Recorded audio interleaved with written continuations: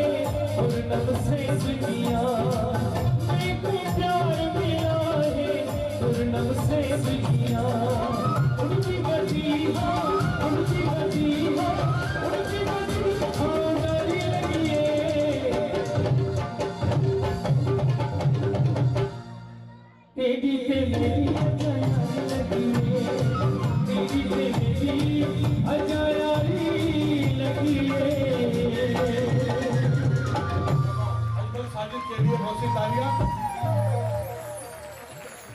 और 3 रोज रात